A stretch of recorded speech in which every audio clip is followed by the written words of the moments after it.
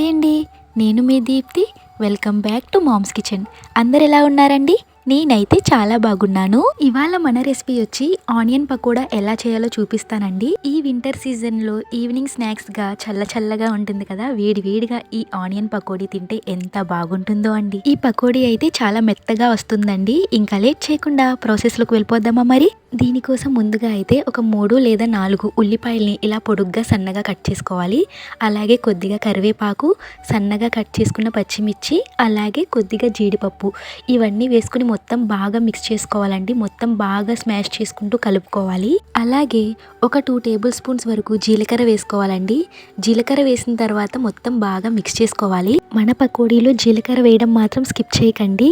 వీటితో పాటుగా సన్నగా కట్ చేసుకున్న కొత్తిమీర కూడా కొంచెం వేసుకోవాలి. ఇప్పుడైతే 1.5 కప్ వరకు శనగపిండి తీసుకోవాలండి. శనగపిండిని మంచిగా జల్లించుకున్న తర్వాత ఈ శనగపిండిని అయితే ఉల్లిపాయల్లో వేసేసుకోవాలండి. ఇంచుమించుగా ఆ శనగపిండి అయితే ఒక 200 గ్రామ్స్ వరకు ఉంటుందండి. శనగపిండి వేసిన తర్వాత దీంట్లోనే 1.5 టేబుల్ స్పూన్స్ వరకు కారం వేసుకోవాలి. కారం వేసిన తర్వాత ఒక 2 టేబుల్ స్పూన్స్ వరకు సాల్ట్ వేసుకోండి.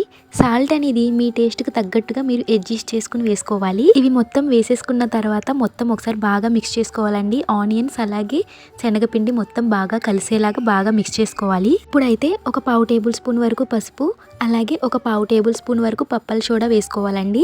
సోడా వేసిన తర్వాత కొద్దిగా వాటర్ వేసుకుంటూ మన పిండిని అయితే మంచి కన్సిస్టెన్సీ వచ్చేలాగా కలుపుకుంటూ ఉండాలి. పిండి అయితే మరీ గట్టిగా రాకూడదు, అలా అని మరీ పల్చగా కూడా రాకూడదండి, మీడియంగా ఉండాలి. వాటర్ కూడా మొత్తం ఒకేసారి వేసేయకండి. ఒకేసారి అయితే పిండి పల్చనైపోతుంది. కొంచెంగా వేసుకుంటూ బాగా రఫ్ చేసుకుంటూ పిండిని అయితే ఈ విధంగా కలుపుకోవాలి. చూసారు కదా, పిండి అనేది ఈ కన్సిస్టెన్సీలోకి వస్తే సరిపోతుందండి. ఈ విధంగా ఉండాలి. ఇప్పుడైతే ప్యాన్ తీసుకుని డీప్ ఫ్రైకి సరిపడా ఆయిల్ అయితే వేసుకోవాలండి. ఆయిల్ అనేది బాగా హీట్ అయిన తర్వాత పకోడీ ఇలా కొంచెంగా వేసుకోవాలి. చూసారా, ఈ విధంగా కొంచెంగా వేసుకుంటే సరిపోతుంది. గుర్తుపెట్టుకోండి, ఆయిల్ బాగా హీట్ అవనివ్వాలి. అలాగే మీ చెయ్యి కొంచెం వెడంగా ఉంచి వేసుకోండి.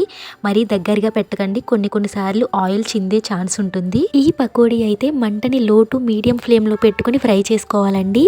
చూసారా, కరెక్ట్గా ఒక 10 to 12 మినిట్స్కి అయితే మన పకోడీ అయితే ఇలా లైట్ గోల్డెన్ కలర్లోకి వస్తుంది. పకోడీ అనేది ఈ విధంగా ఫ్రై అయితే సరిపోతుందండి. ఈ పకోడీ వేడిగా ఉన్నప్పుడే తినాలి. వేడిగా ఉన్నప్పుడు తింటేనే చాలా బాగుంటుంది. అంతేనండి, వేడిగా మన ఆనియన్ పకోడీ అయితే రెడీ అయిపోయింది. ఏంటి మరి, రెసిపీ నచ్చిందా? సింపుల్గానే ఉంది కదా, చాలా క్విక్గా కూడా చేసేయచ్చు. ఈ పకోడీ మీరు కూడా ఫాస్ట్గా ట్రై చేసేయండి. ఇలాంటి మరిన్ని రెసిపీస్ కోసం మన ఛానల్ని అయితే సబ్స్క్రైబ్ చేసుకోండి. మళ్ళీ కలుద్దాం. బాయ్.